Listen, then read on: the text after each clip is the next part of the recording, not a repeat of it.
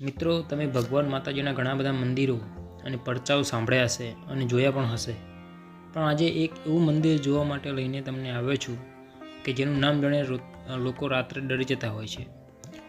આ મિત્રો, જેમને હાઈકોર્ટ ઓફ કુણઘેર પણ કહે છે અને જેમને કોઈ ભુવા નથી અને ખૂબ ચમત્કારિક મંદિર છે. મિત્રો, વાત કરી રહ્યો છું કુણઘેરમાં આવેલું ચુડેલ માતાજીના મંદિરની.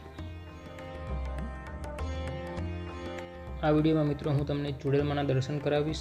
સાથે સાથે તમે અહીંયા કેવી રીતે આવી શકો છો, અહીંયા રહેવાની જમવાની કેવી સુવિધા છે તે પણ જણાવીશ.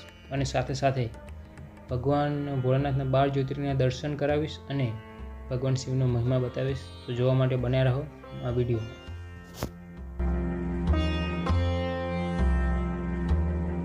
મિત્રો, આ મંદિર પાટણથી 9 કિલોમીટર જેટલા અંતરે આવેલું છે અને પાટણ હારીજ હાઈવે પર આવેલું છે આ કુણઘેર ગામ.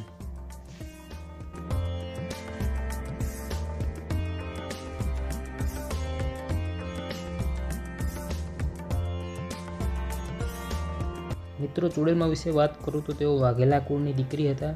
તેમનું વતન બનાસકાંઠામાં આવેલું જૂના જામપર ગામ હતું અને તેઓ વાઘેલા આઘોજીના દીકરી હતા. તેમનું માતાનું નામ પનાસા હતું અને તેમનું નામ દેવલબા હતું.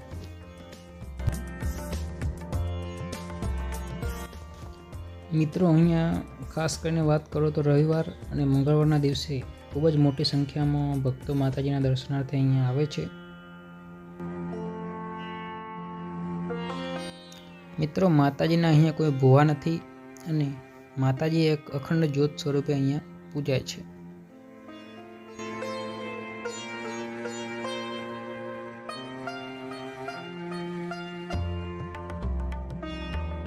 અને હા મિત્રો, જો આ વિડીયો આપને ગમ્યો હોય તો વિડીયોને લાઇક અને મારી ચેનલને સબસ્ક્રાઈબ જરૂરથી કરી દેજો, જેથી કરીને મારા નવા વિડીયો આપ સુધી આરામથી પહોંચી શકે.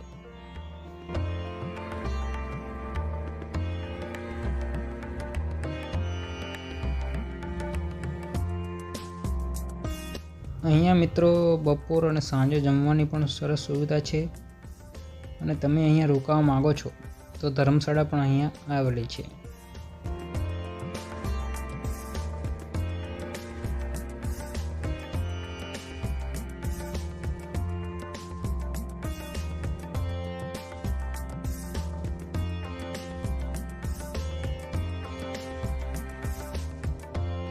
મિત્રો, અહીંયા ખૂબ જ સુંદર શિવધામ પણ આવેલું છે કે જેનો સમય સવારે 7 થી સાંજે 8 વાગ્યા સુધીનો રહે છે, જેમાં ભગવાન ભોળાનાથના 12 જ્યોતિર્લિંગના તમને દર્શન થશે અને શિવનો મહિમા પણ અહીંયા બતાવવામાં આવ્યો છે. સાથે સાથે અહીંયા વિશાળ ભગવાન ભોળાનાથની મૂર્તિ પણ આવેલી છે.